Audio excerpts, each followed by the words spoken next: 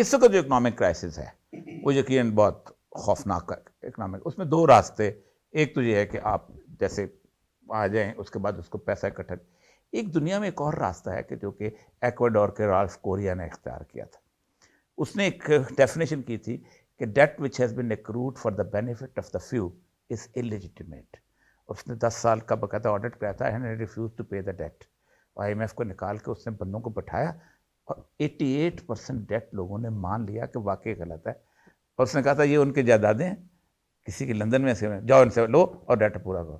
کیا آپ اس طرح کی اسٹیپ لینے کے؟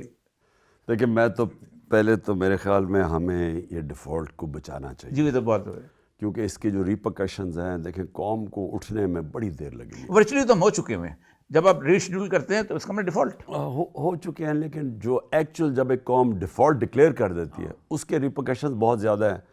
اور مجھے جو سارا وقت خدشہ ہے نا وہ ہمیں جو والے انہوں نے ایکواڈور کو تو معاف کر دیا ہو، ہمیں نہیں کریں گے. وہ اس لیے نہیں کریں گے کیونکہ وہ پاکستان کو ایک مضبوط ملک نہیں دیکھنا چاہتے جن کے پاس طاقت ہے. اور ہمیں ساروں کو پتہ ہے کہ انہوں نے جانا کدھر ہے. اینڈ میں ایک جگہ پہ جائیں گے اور وہ اگر وہ ہو گیا تو یہ سمجھ لیں ملک ختم ہو جائے گا.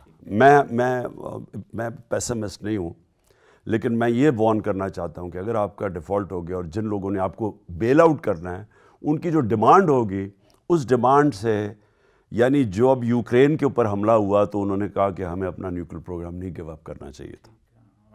اگر وہ ہوتا تو یہ نہ کرتے.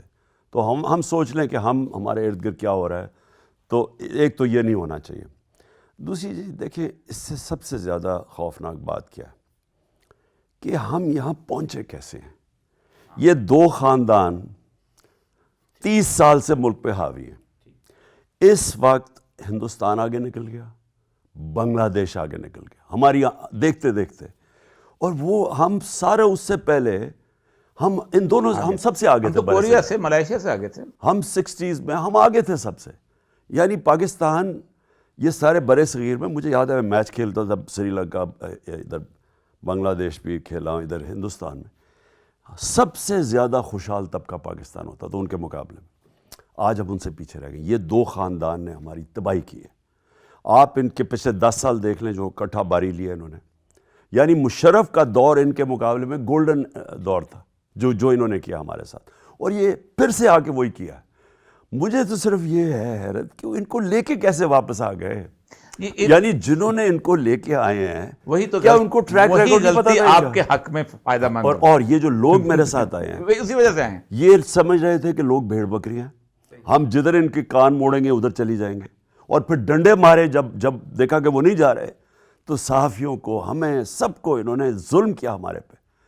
لیکن کیا ان کو یہ سمجھ نہیں آئی کہ عوام آپ کو سگنل کر رہی ہے کہ ہم ان چوروں کو نہیں قبول کرتے، اور یہ کہہ رہے نہیں قبول کرو، ہم نے اوپر بٹھا دیے. تو یہ جو سب سے بڑی جو میں بدنیتی کی بات کرتا ہوں، پتہ ہوتے ہوتے ان کا ٹریک ریکارڈ